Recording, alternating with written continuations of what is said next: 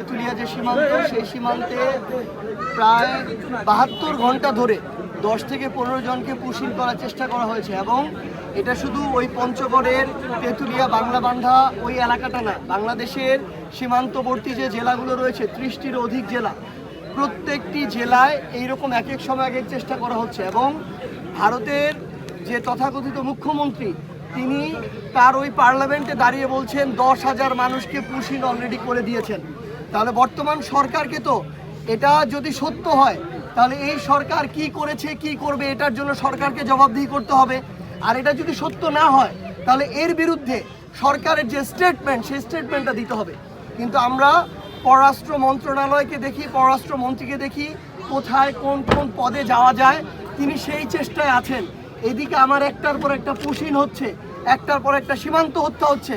সেই জায়গায় বাংলাদেশের সম্মান ধরে রাখার মতো তাদের জায়গা থেকে আমরা কোনো ধরনের স্টেটমেন্ট পাই না। আমরা শুনলাম এই পুশিং বন্ধে তারা নাকি ১৩ বার চিঠি দিয়েছে। এর চেয়ে লজ্জার কি আর কিছু হতে পারে? একবার চিঠি দিবে, কাজ না হলে যেই ব্যবস্থা নেওয়া দরকার সেই ব্যবস্থা নিবে, ওই যারা হাই কমিশনার আছে তাদেরকে ডেকে পাঠাবে। প্রয়োজনে ওই ধরনের শক্তিশালী যারা নেতৃত্বের জায়গা আছে তাদের মধ্যে বৈঠকের মধ্যে দিয়ে সমাধান হবে। কিন্তু আপনি একবারের পরে একবার ১৩ বার চিঠি দিবেন, এটার চেয়ে তো লজ্জার আর কিছু হতে পারে না। এবং আমরা আরেকটা জিনিস স্পষ্ট করে বলতে চাই, আজকে আমরা এখানে এসেছি, আমরা এখান থেকে চলে যাব, হয়তো আমরা মাঝে মাঝে আমাদের এই বোনের খোঁজ নিব। তার ২টা সন্তান আছে যারা এখনো স্কুলে পর্যন্ত ভর্তি হয়নি, এক সন্তান তার গর্ভে রয়েছে। এই সন্তানদের মানে ভার কিন্তু আমার এই মাকে, এই বোনকে সারা জীবন বহন করতে হবে। তাহলে যেই পররাষ্ট্রনীতির ব্যর্থতার জন্য সরকারের জায়গা থেকে, সরকারের যে শক্তিশালী পররাষ্ট্রনীতি, এটার অভাবের জন্য আমার যে একটা জীবন গেল, একটা পরিবার শেষ হয়ে গেল, এটার দায়িত্ব তো সরকারকে নিতে হবে। তাই আমরা আহ্বান জানাচ্ছি যে এই বিএনপি সরকারের সময়ে যত সীমান্ত হত্যা হয়েছে তাদের পরিবারের দায়িত্ব সরকারকে নিতে হবে, তাদেরকে উপযুক্ত সুযোগ সুবিধার আওতায় আনতে হবে।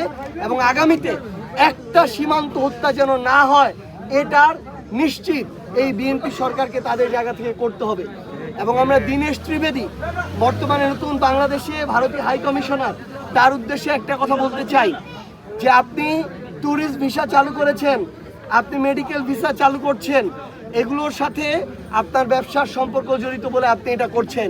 কিন্তু আপনি যদি আসলেই বাংলাদেশকে প্রতিবেশী রাষ্ট্র হিসেবে সম্মান জানাতে চান, বন্ধু প্রতিম রাষ্ট্র হিসেবে মর্যাদা দিতে চান, তাহলে বাংলাদেশ থেকে আজকে এখনকার পর থেকে প্রত্যেকটা পুশিং আপনার বন্ধ করতে হবে, প্রত্যেকটা সীমান্ত হত্যা বন্ধ করতে হবে।